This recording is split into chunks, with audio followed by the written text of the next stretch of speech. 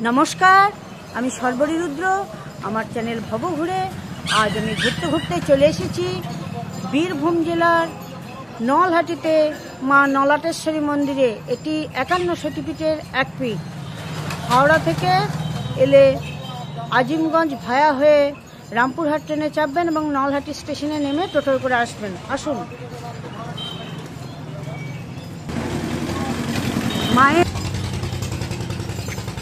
মায়ের মন্দিরে যাওয়ার আগে প্রচুর দোকান আছে, দেখুন ওখান থেকে পুজোর সামগ্রী কিনে নিতে পারেন।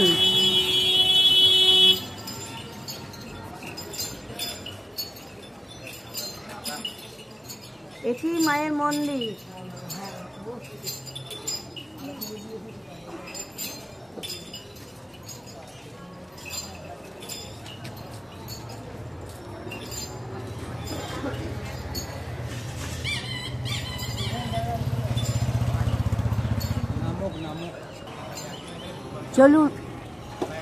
চলুন এবার আমরা মায়ের মন্দিরে যাই।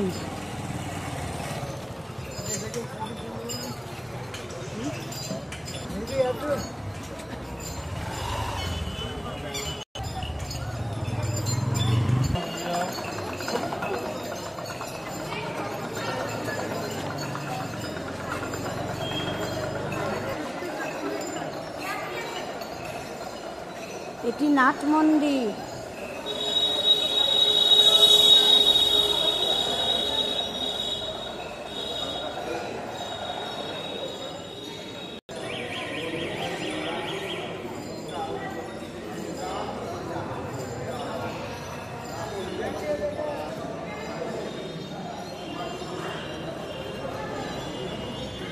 এটি দান বাক্স, আপনারা মুক্ত হস্তে দান করবেন। আর নাট মন্দিরেই আছে তসলা বা হাঁড়িকাঠ। এখানে বলি হয় এবং এই বলির রক্ত এবং গোটা ছাড় দেহটাই ওই রুধির ভৈরবের কাছে দিয়ে দেওয়া হয়, ওখানে নিবেদন করা হয়। আর যার যা মনস্কামনা এখানে হাত দিয়ে মাকে প্রার্থনা করে।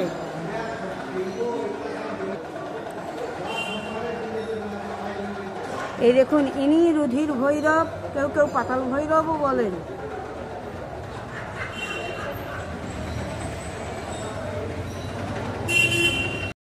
আগে এখানে জঙ্গল ছিল, মন্দির তো ছিল না, তখন মায়ের কণ্ঠনালী, সতী মায়ের কণ্ঠনালী এখানে পড়েছিল এবং পাথরে পরিণত হয়। তারপর এখানে একটি বটগাছ জন্মায় এবং বটগাছটি বড় হয়, তখন তার ছায়াতেই মায়ের ওই কণ্ঠনালী পড়ে থাকে। তারপর একটি মধুমাছির চাক সেখানে হয় এবং ফোঁটা ফোঁটা করে মধু পড়তে থাকে, তখন সেটাই মায়ের খাদ্য হয়। এখান থেকে 2 কিলোমিটার দূরে রামশরণ নামে এক কালী সাধককে তিনি স্বপ্নে দর্শন দেন এবং বলেন যে আমি এখানে পড়েছি, তুই পূজা কর। তখন থেকে সেই সাধক আসতেন এবং পাশের ঝর্ণার জল নিয়ে মাকে স্নান করতেন এবং ধূপ প্রদীপ জ্বালিয়ে চলে যেতেন। তারপর বেশ কয়েক বছর, বেশ অনেক দিন পরে রানী ভবানীকে স্বপ্নাদেশ দেন এবং মন্দির তৈরির আদেশ দেন। তিনি এখানে এসে বেশ কিছুদিন থেকে মন্দির তৈরি, সেবায়িতদের ব্যবস্থা এবং মন্দিরের জন্য জমি দান করেন। এতে একটি অনুচ্চ টিলার উপর অবস্থিত মন্দিরটা। আসুন দেখি। চলুন এবার মাকে দর্শন করব।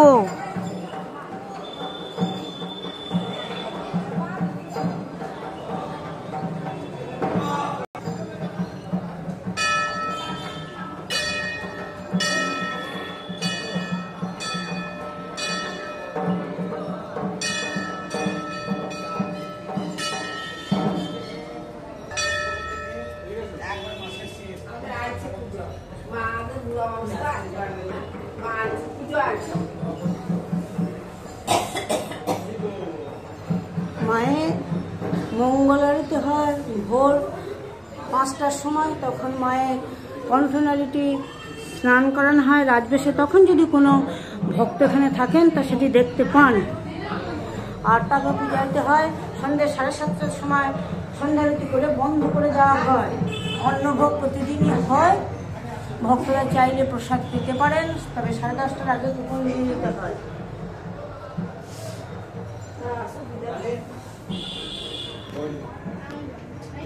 এবার আপনারা মাকে দর্শন করুন।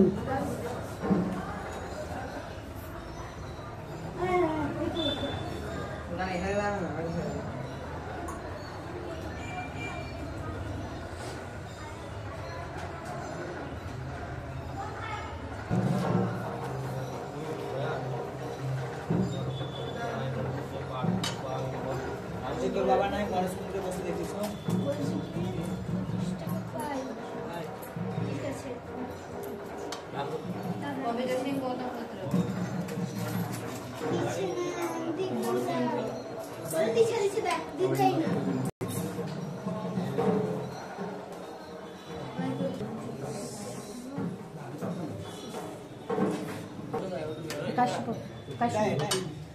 না না, আমার এই টাকাটা কি নাম?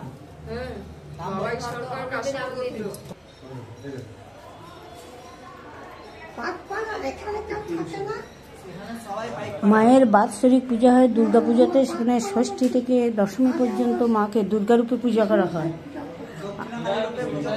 12 মাস দক্ষিণাকালী।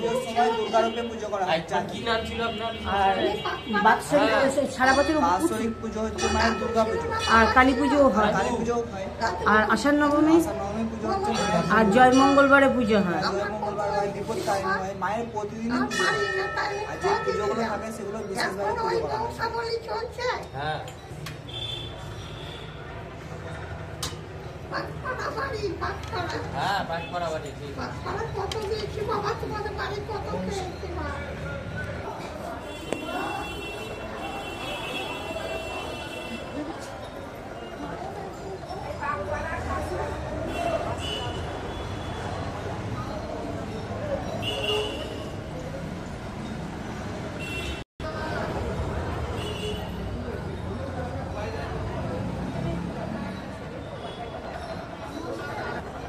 মায়ের মন্দিরের ঠিক বাঁ পাশে আছে একটি গণেশ মন্দির। এখানে অনুচ্চ টিলার উপর গণেশের মূর্তি দেখা যাচ্ছে। প্রথমে এই টিলার উপর নিজে নিজেই গণেশের অবয়ব ফুটে উঠেছিল, এখন মূর্তিটি বসানো হয়েছে।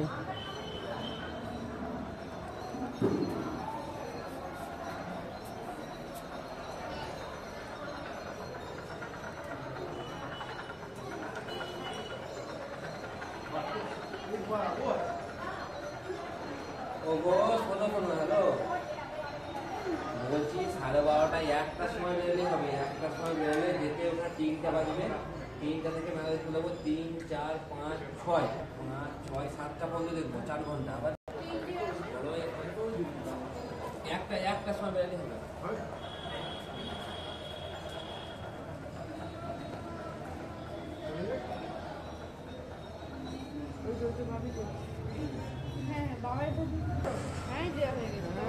গণেশ মন্দিরের পাশেই ঠিক একটি বেদির মতো করা আছে, সেখানে শ্রীরামকৃষ্ণদেব, সারদা মা এবং স্বামী বিবেকানন্দ অবস্থান করছেন।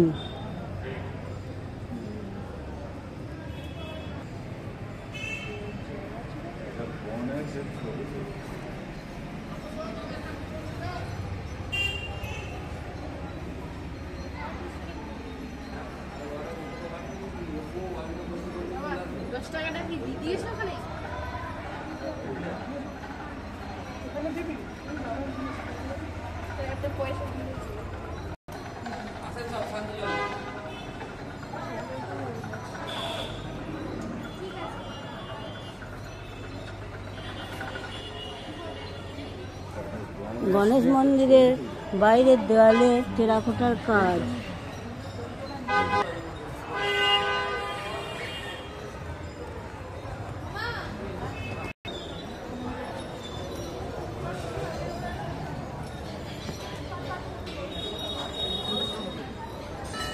চলুন মায়ের মন্দিরের চারপাশে একটু প্রদক্ষিণ করি।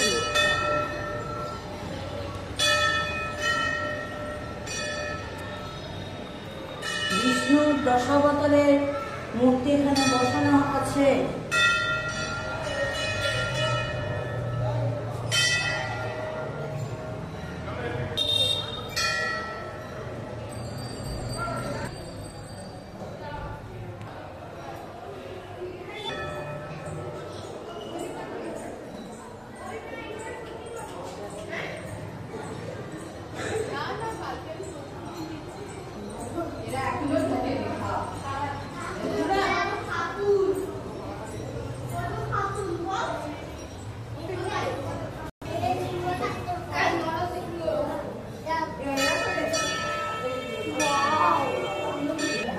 চলুন এবার মায়ের ভৈরব যোগেশ ভৈরবকে দর্শন করে আসি।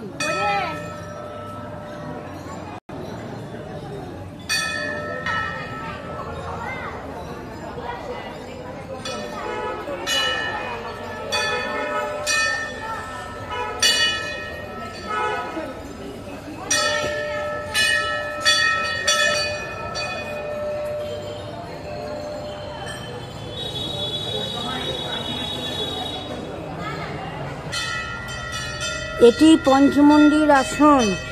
কুশলানন্দ ব্রহ্মচারী নামে এক সাধক বেনারস থেকে এসেছিলেন তারাপীঠে, তারপর তারাপীঠ থেকে এখানে এসে পঞ্চমন্ডির আসন স্থাপন করেন এবং বহু বছর সাধনা করে মায়ের অলৌকিক রূপের দর্শন পান।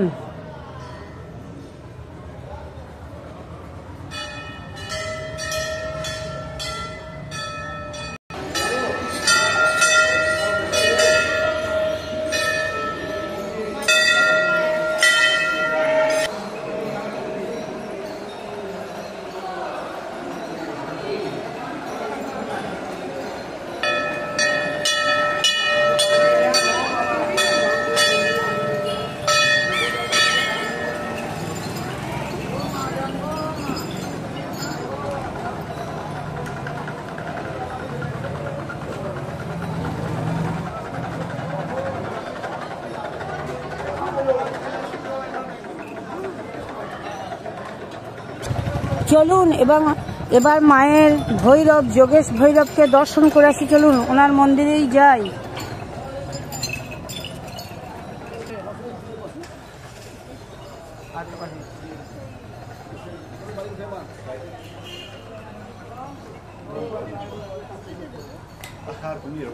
এটি যোগেশ ভৈরবের মন্দির।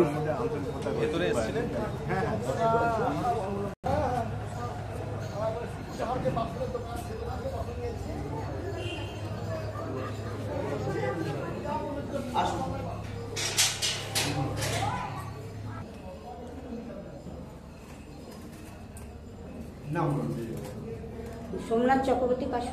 ওম বিষ্ণু তন্ত্রে স্বর্গ পুষ্পাশে কাশবুতাহনা সর্ববাধা বিঘ্ন আসু সুখ শান্তি কামস সপরিবারে শান্তি কামস সর্বভর্তি কামস শারীরিক সুস্থতা কামস আয়ু। ইনি যোগেশ ভৈরব, মায়ের ভৈরব, পঞ্চখণ্ড শিব। আচ্ছা, এর কারণটা কি? আমাদের বীরভূম জেলায় 5টা পীঠ আছে, 5টা পীঠের 5টা শিব। পঞ্চপীঠ আছে না, একটা নন্দকেশ্বরী, নলাদি, বোলপুর, লাভপুর, 5টা মানে এখানে পীঠের মধ্যে 5টা পীঠ আপনাদের, সেই জন্য পঞ্চশিব এখানে। 5টা পীঠের 5টা শিব আছে।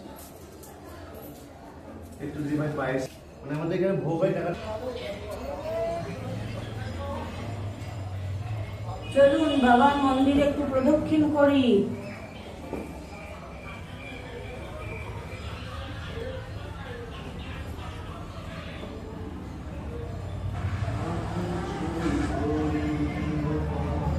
নন্দী মহারাজ,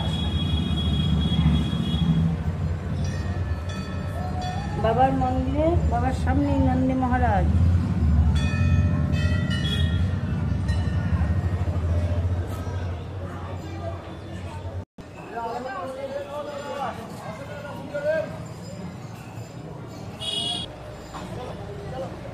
আজ এই পর্যন্তই। আবার কোনো দিন ঘুরতে ঘুরতে আপনাদের সঙ্গে আমার দেখা হয়ে যাবে। ততক্ষণ আপনারা ভালো থাকুন, সুস্থ থাকুন, আনন্দে থাকুন এবং আমার সঙ্গে থাকুন। আর হ্যাঁ, আমার চ্যানেলটিকে সাবস্ক্রাইব করে দেবেন। ভালো লাগলে লাইক, শেয়ার ও কমেন্টস করবেন। শেষ পর্যন্ত থাকার জন্য আপনাদের অনেক ধন্যবাদ জানাই। নমস্কার।